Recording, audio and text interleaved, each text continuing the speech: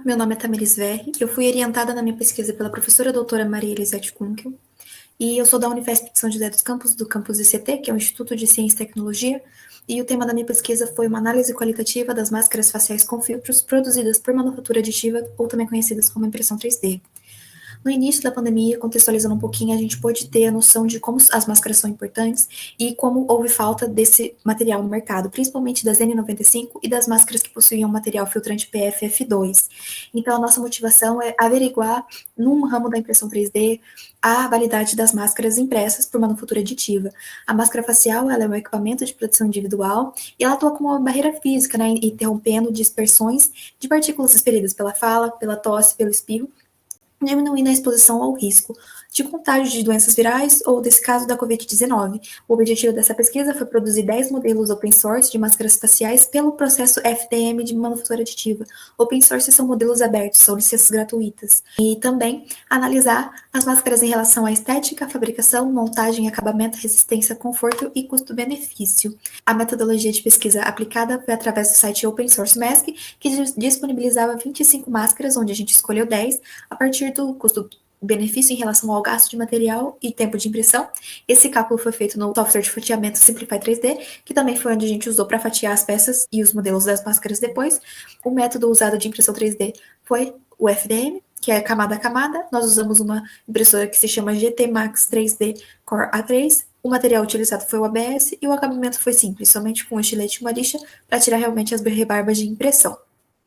Os resultados obtidos podem ser verificados aqui na coluna da esquerda. São todos os modelos tridimensionais no software Simplify 3D, e na coluna da direita são todas as máscaras já impressas e testadas no meu rosto.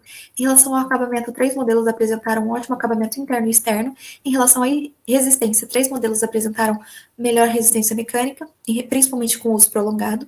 Em relação ao conforto, de modo geral, elas não são confortáveis, porém 2 modelos se destacaram. Em relação ao custo de produção, principalmente, ele gerou em torno de 3 a 4 reais, porém isso é só contando o material. Se a gente colocar na balança o gasto de luz, a mão de obra, o custo da hora da impressão, esse custo pode chegar a 70 reais. O interessante dessa máscara é que ela pode ser higienizada e pode ser trocada apenas o filtro. Então ela é uma máscara que você monta, você imprime a principal estrutura e o filtro ele é recolocado, reutilizado, ele pode ser trocado. Isso garante a higienização da máscara. Ela pode ser higienizada com sabão, álcool ou também com radiação UV. Em relação à montagem, os modelos planos ofereceram dificuldade. Os modelos planos de máscara são modelos que são impressos abertos, desse jeito que está aparecendo no slide. Ele precisa de aquecimento térmico para poder ficar mais maleável e ser moldado, porém não apresentava nenhuma instrução. Os outros métodos de impressão são os modelos curvos, que eles já são impressos na forma final, onde foi a maioria dos modelos. Em relação à fabricação e confecção, ela teve um tempo médio de cada máscara de 123 minutos, que é um tempo considerável. Em relação à estética, todos os modelos eles são maiores do que os que são apresentados atualmente no mercado. Como conclusão desse projeto, a gente tem que a ampla disponibilidade de tecnologia de impressão 3D com custo relativamente baixo permite desenvolver rapidamente soluções e melhorias em equipamentos de proteção individual.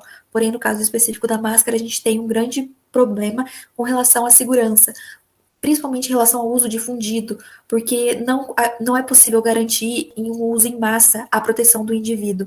Ela é baixa flexibilidade, ela apresenta vazamento com as conexões e a distância da máscara ao rosto, ela apresenta uma fina linha de vedação. Então, quando você faz o equipamento de proteção individual, é importante você garantir de 90% a 100% de eficácia e eficiência. Com uma máscara impressa em 3D, essa garantia não é possível, a não ser que seja personalizado o uso ou que seja feito especificamente para uma pessoa, tirado aquelas medidas e feito o design especificamente para aquele rosto. É muito complicado você conseguir garantir que um design, 2 ou 3 PMG abranja a diferença de rostos e garanta uma proteção efetiva. Então, não é aconselhável a produção de manufatura aditiva em grande escala para grande público de máscaras faciais de proteção. Isso pode causar uma falsa sensação de proteção no indivíduo, no usuário que está usando a máscara, e isso pode acabar colocando o usuário em maior perigo e maior exposição do que se ele estivesse usando uma máscara convencional no mercado.